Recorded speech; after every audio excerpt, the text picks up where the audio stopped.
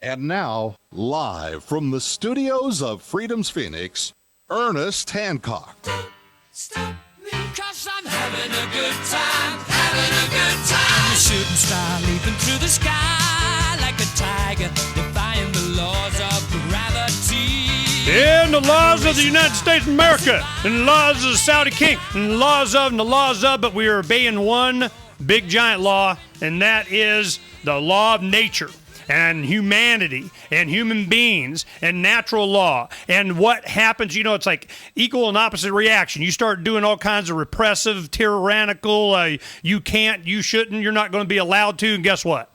There's always those that just say, no, we're going to do what we want to do. And I'm telling anyone that'll listen is we understand this. Now, we have sent to Ahmed our Arabic translations on Freedom's Phoenix, Haraya Phoenix. We have Arabic Facebook, Twitter. We have translations of Philosophy of Liberty. By spreading this information to the people on the streets that they own themselves, and it's an inherent right for them to not have to be ruled, certainly by tyrannical leaders. So that is what we're doing. That's why we're talking to people like Ahmed. Now, Ahmed, I just want to make sure that you have an opportunity to express what it is that you would like to live under. Are you looking for another type of government, or just prefer none, or keep it local? I mean, do you have a solution to what you have now? I think dignity first for people is the demand, and the solution is to make this government or other government or anybody coming in this government, that our demand is the same.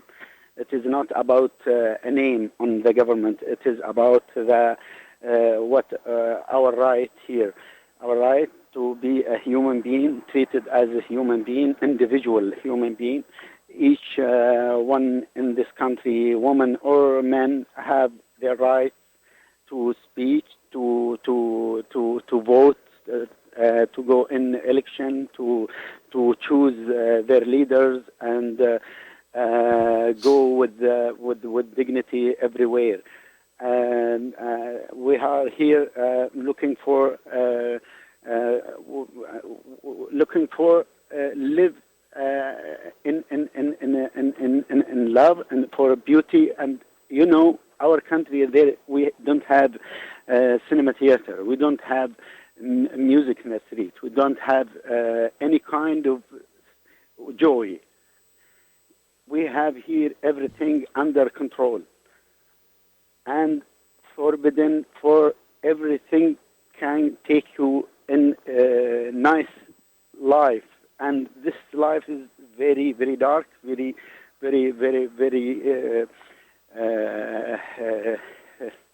repressed and depressed. Yes. The one thing that I wanted to have so that the people in the United States can understand where you're coming from and what drives you, your motivation to now take to the streets came from where? Was it, yourselves? Were you inspired by what happened in Egypt and Tunisia? Is it a general uprising? Are the people that speak Arabic in Saudi Arabia in direct communication on the internet with people all over the Middle East and are thinking the same thing? Is there something unique to Saudi Arabia? I mean, is this more a general culture uprising? Is it for anti-Islam? Is it, give me a feeling there of how regional this thing is.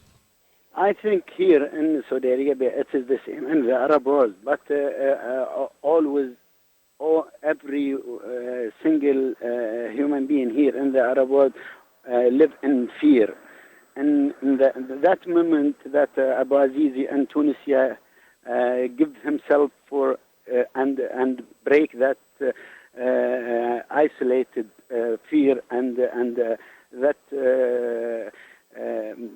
Guard, and that starts from there, but it is always inside and always there. The the feeling and looking for a better and life everywhere. But when that fear is break somewhere, it's spirited, that spirit all over the Arab country.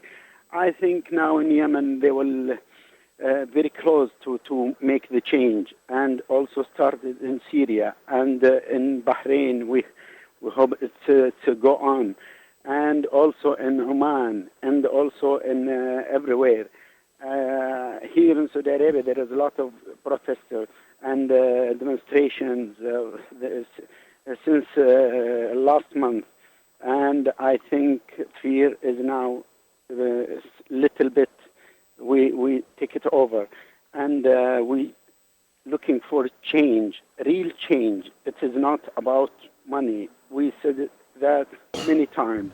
In other countries, I understand. In other countries, they insist on the replacement of a political leader. You know, we want Mubarak gone. We want Gaddafi gone. We want this guy gone. And gone. Then what? And I'm asking, are you guys looking for the end of the House of Saud? Are you just want them to be nicer, or what are you asking for? No.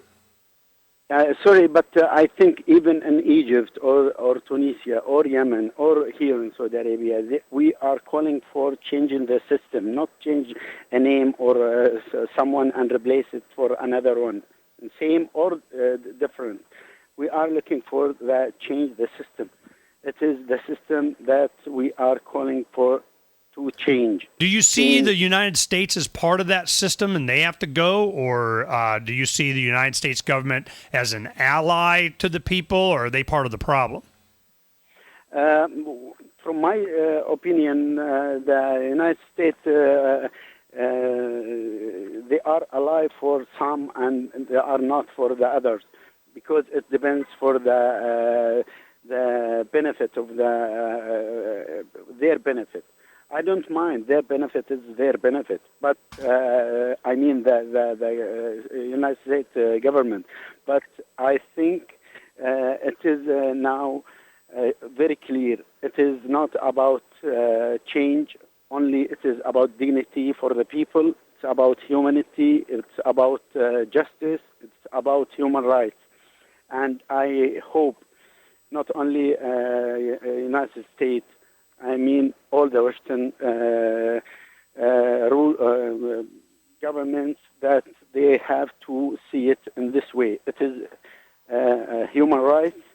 Well, what role does religion play in this? I mean, we had the Saudi government come out and say, oh, we have a fatwa from, Imam, what's his name, and this guy says this, and you can't, and you're being bad, and you're going to go to, bad place if you won't get paradise if you keep protesting because this guy said. I mean, does religion play into this much, or is it just that's set aside and it's not part of this? Because they try and separate you into the Shia and the Sunni and this person, that person, different class structure, men, women, old, young. I mean, they always want to separate you, pit you against each other, and then offer to referee. So I'm wondering, does religion play a big part in this? I think it is now. It's very, very, very clear here in Arab world. Every system or every government, even in Egypt or in Libya or in Yemen or in Bahrain, they are playing on this. They are always playing on religion, playing for outside the agenda. They are playing on many. They use everything they have. I think about religion here in Saudi Arabia, I know it is religion here, but they are playing for it. They are using the Islam and using the fundamental and using the radical. I mean, we'll be back in just a little bit. They're going to push the button on us, but then we'll finish up on that, because I want to know how religion is being perceived by the youth. Is it important to them? Is it a weapon being used against them? Are they abandoning it? Are they embracing it in favor of a revolution? We'll find